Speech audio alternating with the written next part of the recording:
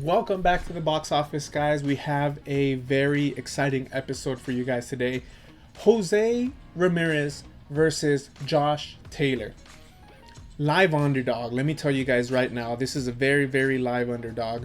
Josh Taylor minus 235 on Bovada. That's the best value you can get him for as a favorite. Jose Ramirez, the best value you can get him at is at 215. I believe that might be William Hill.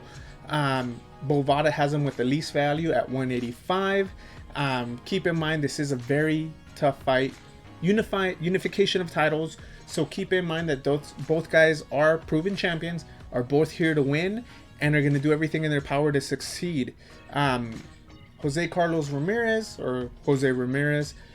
does fairly well against southpaws. Josh Taylor, southpaw, crossing over this side of the pond to get his shot at the unification. Should be a very, very interesting fight. Jose Ramirez, or let's just say Jose Ramirez, 26-0, 17 knockouts, 5'10", 72-inch reach advantage. You look at the other side, at the Vegas favorite, Josh Taylor is 17-0, 13 knockouts, 5'10", with a 69-inch reach. Now, one common opponent that they both have is Victor Postol. Josh Taylor got a unanimous decision, a sweep, almost a sweep in one of the scorecards, and Jose Ramirez got a majority decision. He also, Josh Taylor, beat Ryan Martin, who was an undefeated fighter at the time, Ivan Varenchik, who was an undefeated fighter, Regis, 24-0, took care of him, and also beat Apinun. So he is going on a fight streak of, let me count them, 1, 2, 3, 4, and this would be his 5th consecutive win against an undefeated opponent. Whereas Jose Ramirez fought Victor Postol, Maurice Hooker, Jose Zepeda, and they both have a very good resume for the most part. So let's take a look at the versus screen. Let's take a look at what these two guys have. Alright, so as we were looking at, I'm going to give out the height. Jose Ramirez, the Vegas underdog, is 5'10", where Josh Taylor is also 5'10", but the difference is going to be on the reach. Josh Taylor comes in with 69.5-inch reach, while Jose Ramirez is at a 72. Very interesting because he is actually ranked number 2, whereas Josh Taylor is ranked number 3. Unification title for all the belts, and this is according to BoxRec, the rankings. Should be a surefire fight. Who executes, who game plans, and who makes the needed adjustments will be the one who comes out the victor. Jose Ramirez, live underdog, very close fight, wouldn't be that big of an upset, but nonetheless would be an upset. Keys of victory for the blue side, which would be the Vegas favorite in this case. The Vegas favorite, Josh Taylor. You got to fight at your distance. And if you watch my episodes, I gave the same advice to Luis Neri, almost word for word. You need to fight at your distance. You're a southpaw. Be slick with it. You know, Jose Ramirez, although he does pose a reach advantage, he likes to come in and come forward and be very aggressive within his attack. So I say fight at your distance, because if you think fighting on the inside with the shorter reach, your punches are going to land there square faster than his, and you might smother his punches while you can still get off and let off on yours.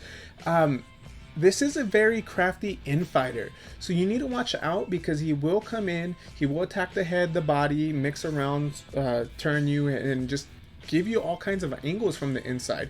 If you look to land one punch from the inside, you know, things happen, and I'll get into that for my third point. Second point, precise counters. You are a southpaw. Make the guy miss and catch him with the left hand. You have that straight left that's very dangerous. We've seen Pacquiao just fire it, boom, straight. You can land that punch if you know how to set it up. So you do need to counter Jose Ramirez. If he tries to come forward, be very aggressive. You know what you have to do? You need to pop, catch him once or twice, make him second guess his attack. You start making second guessing his attack, then you can get off with your power shots, with your jabs, with your feints, your footwork, and then you can take control of the fight. But if you let that man come in and just unload on you and not fire anything and not counter, he's going to dictate the fight, he's going to dictate the pace, and you might be into something that you kind of could weather, can't weather, but you should be able to not have to face that situation if you start countering. My third point for you is don't fall in love. Very, very easy. We saw it last week. Luis Neri went in there. Oh, I can catch Figueroa. Yeah, you can catch Figueroa, but can you get him out of there? And that's going to be the same question, because you might land 1 or 2 punches and he might be there. And you think to yourself, you know what? If I land another 2, 3, he's out of here. You land those 2, 3. Now you're thinking you can land that punch at will. You're going, you're digging in, you're unloading really hard punches. And by the second half of the fight, you're a little more gassed and he's dictating the pace. Don't fall in love with infighting. Fight at your distance, counter the guy, land, brawl when you have to, box when you have to, mix it up, and you'll give yourself the best chance of unifying the titles and walking out as champion. The Vegas favorite would win if you do these things. Now let's look over to Jose Ramirez, the Vegas underdog. Jose Ramirez, the Vegas underdog. Well, what's one thing that can land against a southpaw? It's going to be that right hand. All right, and we've seen it time and time again. When Josh Taylor gets on the inside, he tries to throw a lead hook. If you can time it right on the inside, when you see him plant his feet, you can shoot that straight right hand quickly and land that punch before he lands his. Simple fact that his is swooping, coming around, yours is straight shot, can give you the advantage that you need to be landing that punch at will on the inside, on the outside. Next tip for you is tag the body. If this fight is going to go how I expect it to go, it's going to have a mix of boxing and brawling. Tag the body. It's never a bad idea to invest to the body, invest to the gas tank. You want to have and be the fresher fighter, the stronger fighter for the 7 to 12 rounds. You can dictate the second half of the fight. You give yourself a chance of, not only because of your style, not only winning the fight and dictating the second half of the fight, but potentially stopping an opponent because you have that relentless attack. You use that relentless attack, you tag the body, you start landing that right hand. Good things could be happening for you. And my third tip is more of a defensive. Just be cautious of when you're doing this. It says no straight lines, and what that means is don't come in trying to cut off the distance without throwing a punch, without throwing a jab, and in a straight line. Maybe you do try to throw a jab, but your head's right here the whole time.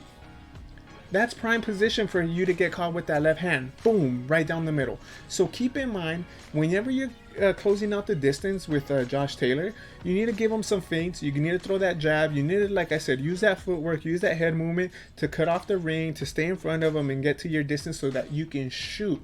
Okay, you got to put yourself in that position where you can attack.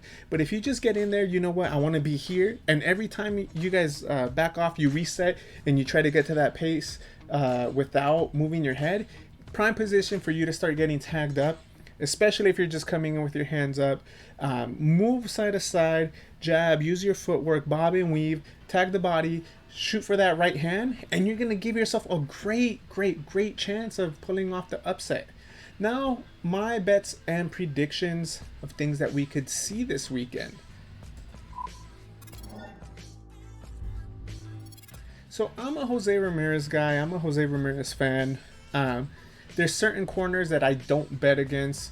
Him having the Robert Garcia, the RGBA Academy, Boxing Academy in his corner, the preparation that he has and the people that he's been sparring, I know he's going to be a very tough out. I know he's the underdog for this fight, and I know that Vegas sees Josh Taylor potentially winning this bout. I do think that Jose Ramirez, if I had to pick a winner, bet on a winner, I would bet on him. Now, keep in mind, there are some prop bets that you can make. Jose Ramirez winners in the 7 to 12th round, if he can break down Josh Taylor, especially in the later end of the fight, he has a chance of stopping him. Kind of how Joshua Franco almost got Maloney out on that first fight for the title on the ESPN card.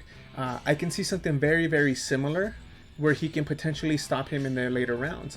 Another thing that you can look at is, will the fight go the distance? You can kind of see it is scheduled to go the distance. So if you are looking to get better odds, depending on what you're looking at, you can choose if you are believing Josh Taylor can get him out of there. 7 to 12 rounds. You know, this is a very highly anticipated fight, so there is a lot of prop bets, a lot of them.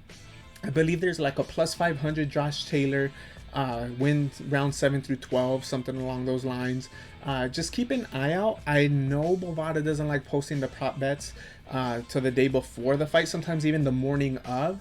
But I do know other sites, because it is such a highly anticipated bout, you can get round by round prop betting, a first half of the fight lines, a second half of the fight lines, whether they're going to go the distance, will the fight see round 10, 11, 12.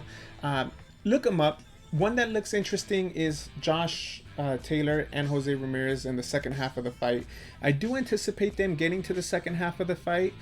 So all those, will the fight see this amount of rounds, you can go ahead and I would feel comfortable putting using those prop bets. Very exciting fight. I got Jose Ramirez just because of the team, the preparation. I know how he works. Josh Taylor, coming from this side of the pond, I respect what he's done, what he did to Regis. He's gonna bring it. So I'm very excited. Like I said, I would bet, second half of the fight or even go the distance. I believe the fight will be stopped in round 7 through 12 would be ideal for me. I think that's at a like plus 333. And call it a day, because if you don't want to choose sides, you can choose rounds and you can enjoy the fight. Once again, guys, that's it for me. Please like, subscribe. We are going into a different renovations of this show. We're going to be bringing some updates, some different scenes, different content for you guys. So please, please, please like, subscribe, comment down below how you think this fight is going to end. And I'll see you next time. That's it for you guys. Box Office signing out. Take care, guys.